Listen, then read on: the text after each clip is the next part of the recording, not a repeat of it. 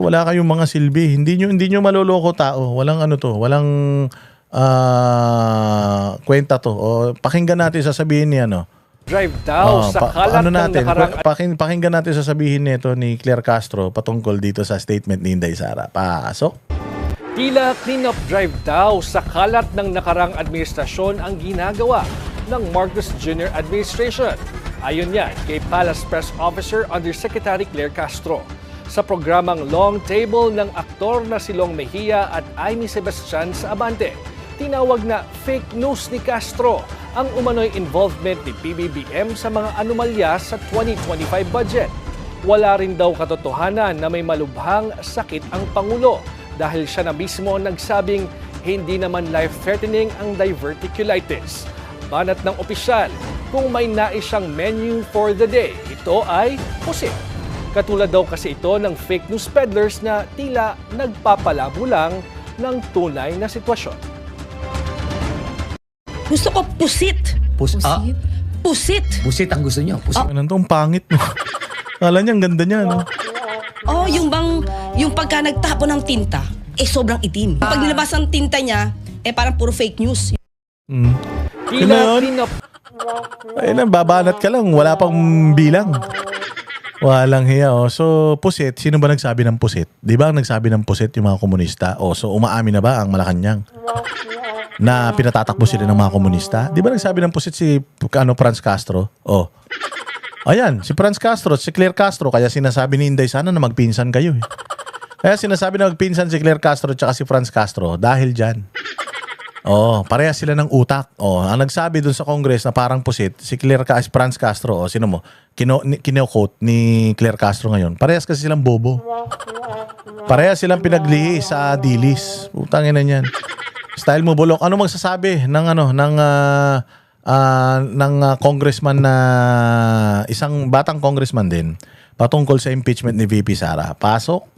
Raw na umusad pa ang panibagong reklamo laban kay VP Sara habang expected na rin daw ang pagbasura sa impeachment complaint laban kay PBBM. Ayon yan kay Congressman Eli San Fernando. Anya, pansariling interes lang kasi ang iniisip ng mga kapwa kongresista. Narito ang Agenda Weekend Report ni Isaiah Mirafuentes ng Abante. Sa 2028 national elections na nakatuon ng pansin ng ilang mga mambabatas. Ito ang pananaw ni Kamanggagawa Party List Representative Eli San Fernando. Kaya anya, naniniwala siya na hindi lulusot sa plenaryo ng Kamara ang impeachment complaint laban kay Vice President Sara Duterte. I'm not a member of the Committee on Justice, but tingin ko lulusot yan sa Committee on Justice at aabot sa plenaryo yan. Pero pagdating sa plenaryo, ang aking tansya ay hindi makakakuha yan ng 1/3 na suporta mula sa members of the House. Dahil lahat ay nag-iisip na ng kanilang mga political career sa 2028. Yes, and when you sign VP Sara's impeachment, pag-usapan niya sa plenaryo, that will be the end of your political career. Yan na ang katapusan mo. Yan na ang huling pagkakataon na makakaramdam ka ng biyaya galing sa gobyerno. Dahil sigurado kung mamamatay talaga ang political career mo dito. Tapos ang boxing.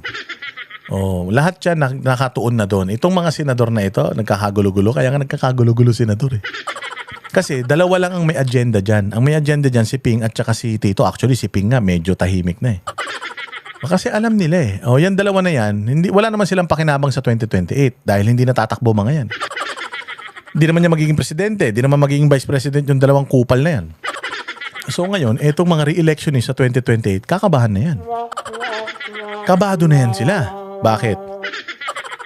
Kabado. Lalo na itong Mark Villar, putang na kabado na yan. Hindi na yan mananalo, baka hindi na yan tumakbo eh. Kasi nga, pagka in-impeach mo si VP Sara, mawawala man si VP Sara, sigurado ako sa sobrang galit ng taong bayan kung sino ang i-endorse ni VP Sara, yun ang mananalong presidente tsaka mga senador. Tanginan nyo, subukan nyo. Kaya nga, yun din ang yan ang tingin ko and yan din ang tingin neto niya na marami ng mga politiko medyo mag-iingat na sila sa affiliations nila, lalong-lalo na lame duck na presidente.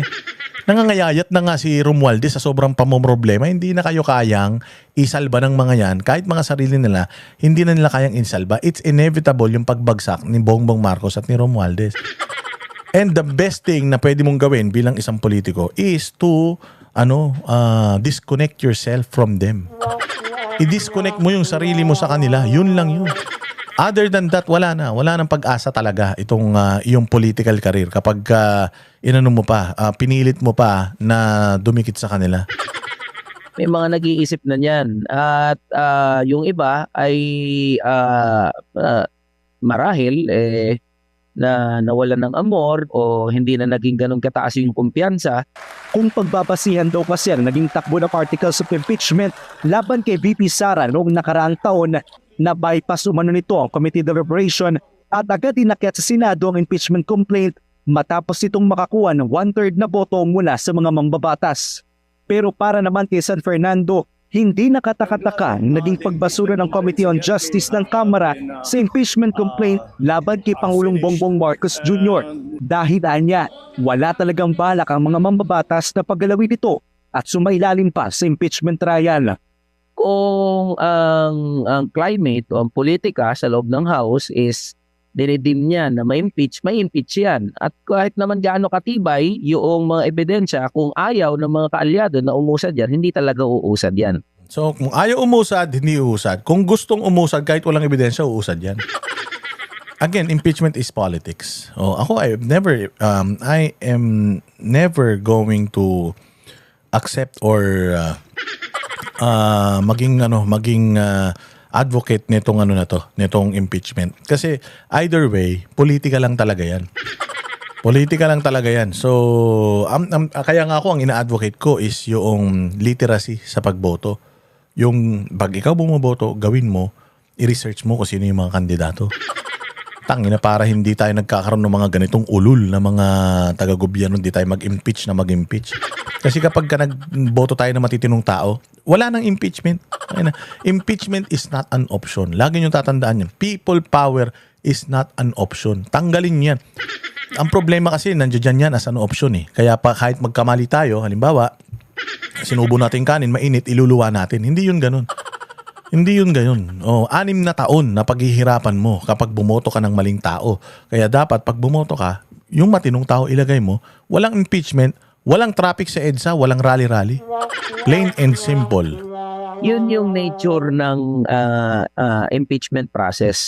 Tinawag rin niyang drama at ingay lang ang mga impeachment complaint na inihangin sa Kamara dahil ang lahat ng ito ay para lang daw sa politika at pansariling interes. Nakakalungkot lang kasi dahil dito sa usapin ng politika, naiiwanan din yung iba pang mahalagang trabaho ng Kongreso. At yun yung mga paggawa ng mga meaningful na mga batas. We are missing the bigger picture. At yun, yung mga Pilipino at mga manggagawa mismo, wala namang pakialam sa impeachment. Samantala, sa Lunes, inaasahang ipipresenta sa plenaryo ng... Tama yun.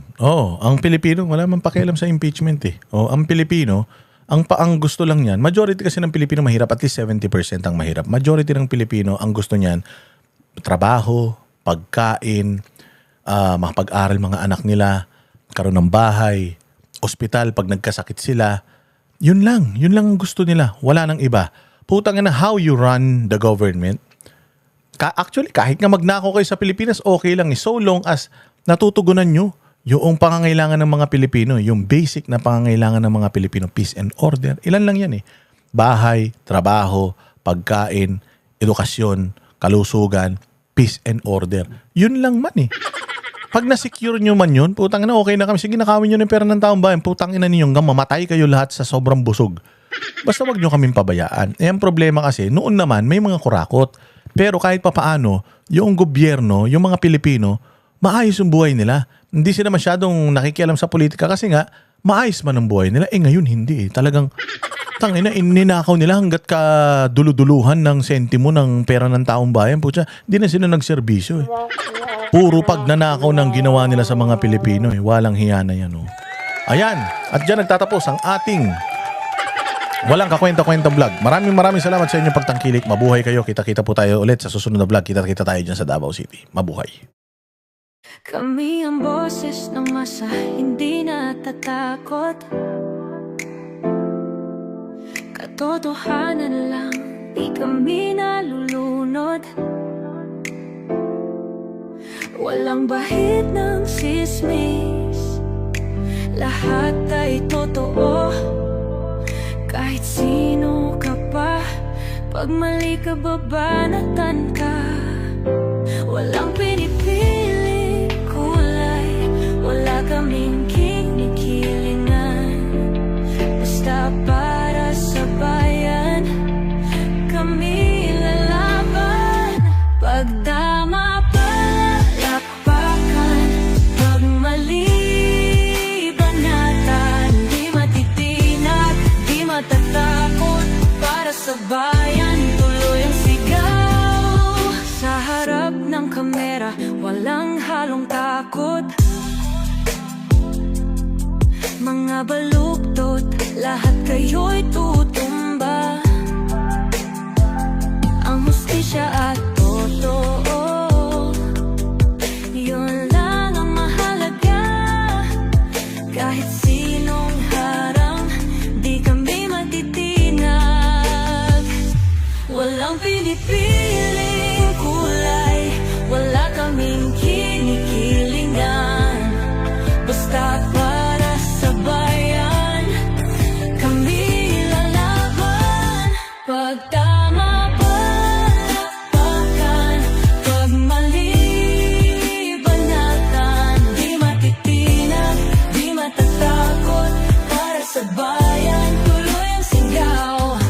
Kung nasa tama ka, ikaw ay aming kasama. Pero pag mali ka, handa ka na bang mabasag? Banateros kami, walang inuunan. Dahil bayan muna, bago ang sarili.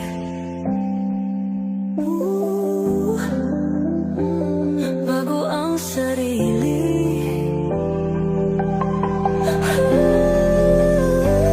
Pag tama palakpakan, pag mali banatan. Banateros ang sigaw, katotohanan ang laban.